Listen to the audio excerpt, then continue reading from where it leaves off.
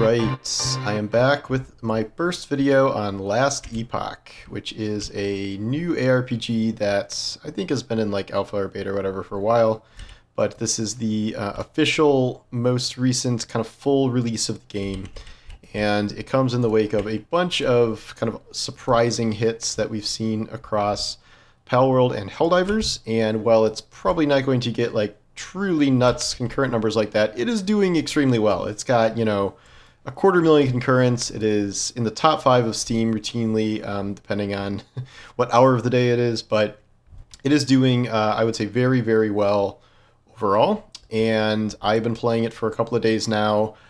The biggest problem with this was that you could log in and not be able to play. It is, in part, an online game where servers were really bad for, I would say, the first 3 or 4 days. And since then, it has not been quite as bad, starting maybe as of today. I was still having problems yesterday, to the point where I created an offline character that I could play when the servers were down. It's good news that you can play an offline character, because that is not true of a whole lot of ARPGs or just kind of generally online games, period. So this is essentially a mix between Diablo and Path of Exile in terms of its complexity. Diablo 4 is kind of really casualified itself to the point where, like, I'm not even saying that as like an insult. Like, I am somewhat casual these days when it comes to like grinding crazy things out hardcore, so I can respect that. And then conversely, I'm not really going to go full Path of Exile and dive down that rabbit hole, where that is a very good ARPG, but it is also very complicated to fully learn. Oh, no. Yeah, sorry, I'm playing live, so I don't want these people to kill me. I haven't figured out what the penalty for death is yet. I think it's something, but I don't know what it is. So I have just been sort of playing, this is a middle ground game where it will eventually sort of get complex as time goes on. But for now, you can kind of play it, just pretty normally. Like, I'm still technically in the story campaign. I am level 44. I think the cap's 100. And I am having a really good time, honestly. I will take a pause here for a minute.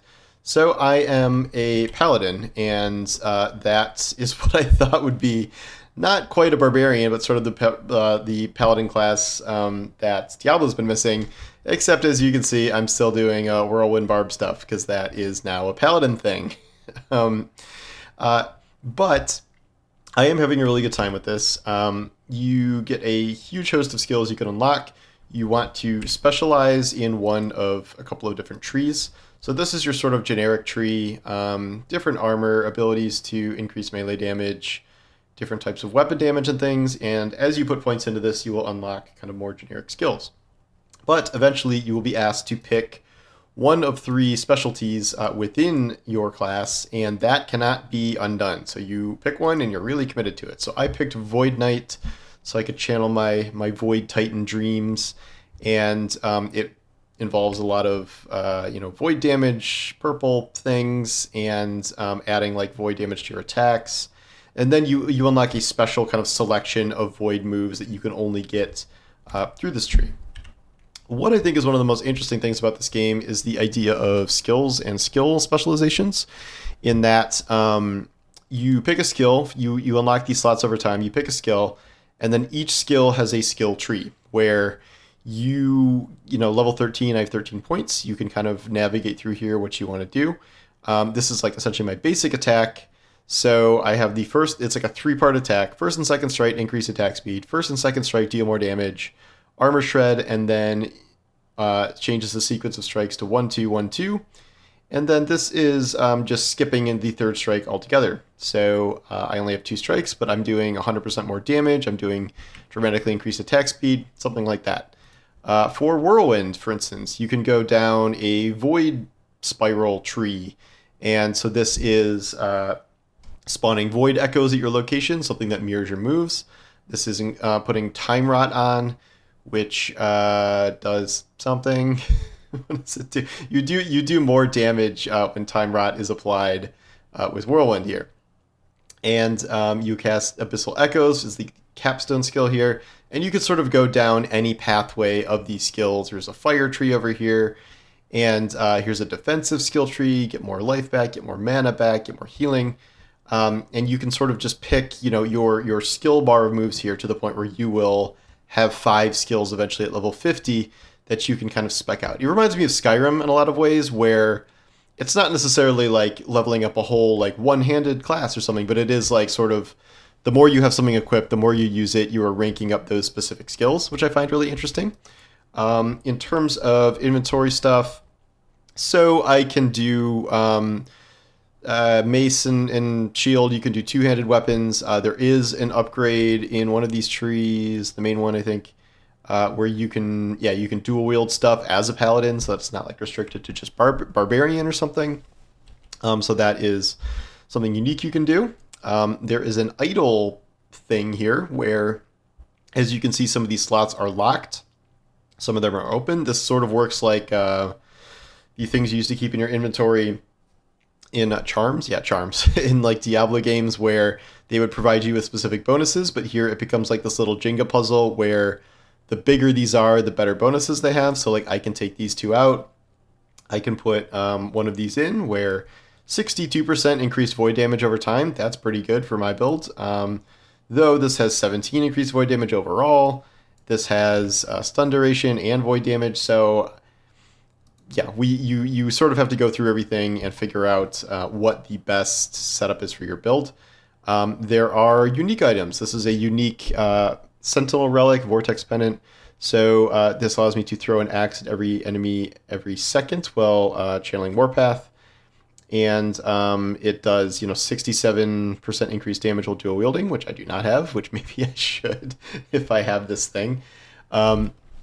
But there are, I've come across a couple of these. So better critical strike chance, 30% chance to gain ward, minus 30 critical strike multiplier.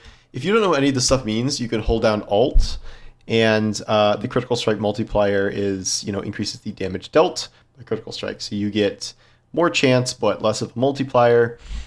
So you're kind of picking and choosing what to do. I have found some set items. The problem with these set items being that, like these uniques, like everything, they can drop for other classes, which encourages you to play other classes, and yet it can be a little frustrating if you only have really one class going, and you can't transfer stuff to your offline characters for, I guess, obvious reasons. But it's a little like old school Diablo in that sense, where there's a lot of kind of crossover between things that will drop and things you want to use in other classes. They also have as you can see, the old Diablo inventory system where things take up a lot of space. It's not like everything just takes up 2 slots or 1 slot. You have to kind of play Jenga with your stuff here, but you can sort and make it kind of as efficient as you can. There is something called the Forge, which allows you to add different things to your gear depending on what you want out of that piece of gear. I have not really played around too much with this yet, so I am not like 100% sure on the best way to do this. What I have found is like this is sort of the kind of game you want to consult some build guides for. It is, however, somewhat forgiving in that for stuff like the skill ability points, you can start respecking things if you want to.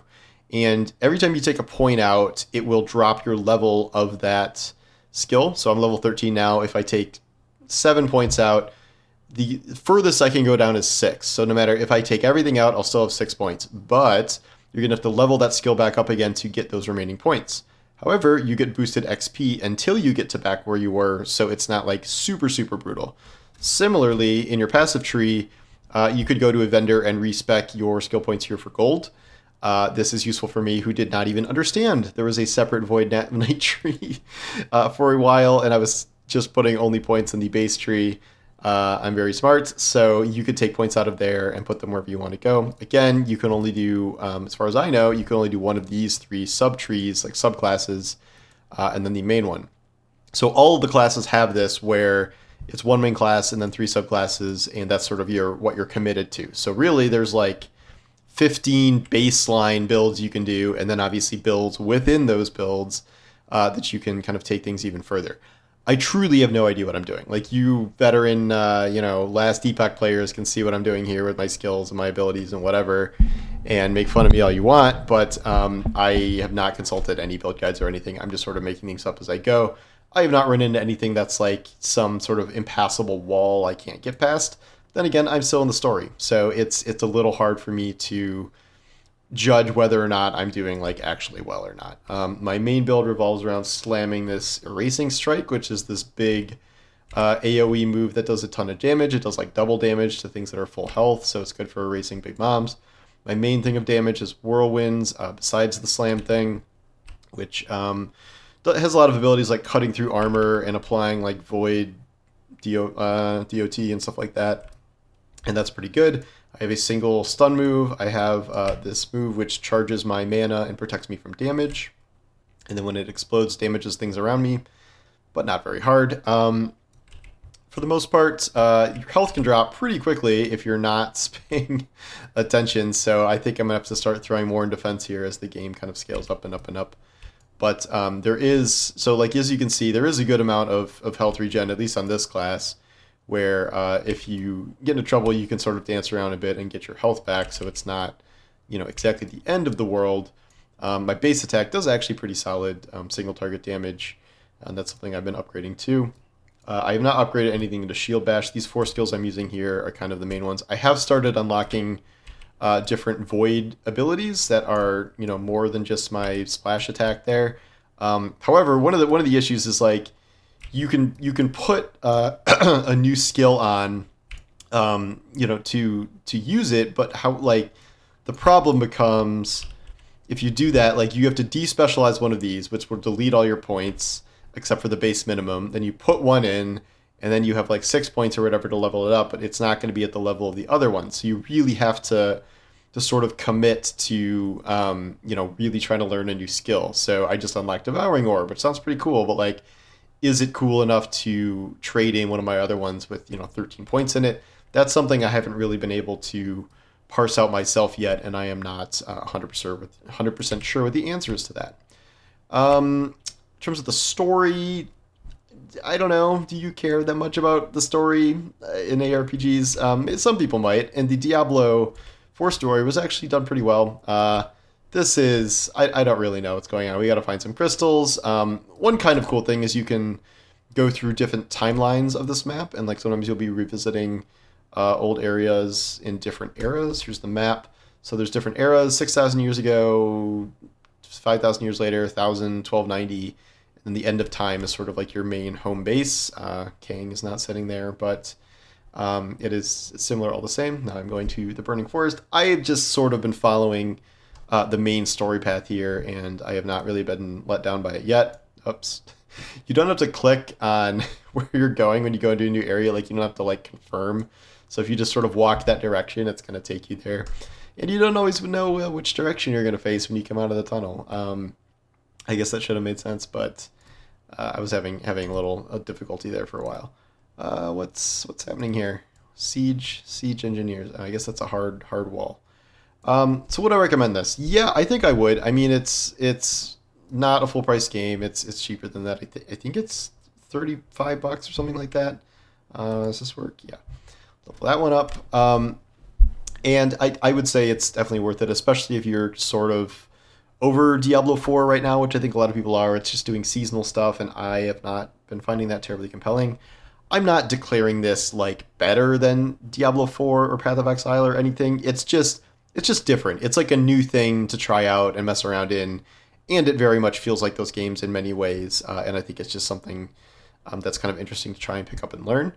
Obviously, there are a lot of really good games out right now, including these other cheap, highly successful games like Palworld and Helldivers and stuff.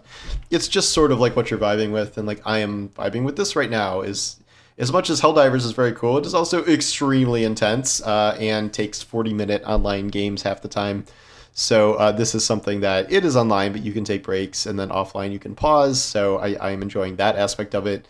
And I do miss, Diablo when everything was new and you were just figuring out builds and skills and stuff, as opposed to just power leveling to 100 and building out the new meta and whatever. I think this is it's a nice change from that. So I don't know. Well, I'll probably do more videos on this as time goes on. I don't know exactly how long I'll be playing, but for now, I will be playing quite a bit. So, anyway, thanks for watching, and I'll talk to you soon. Take care.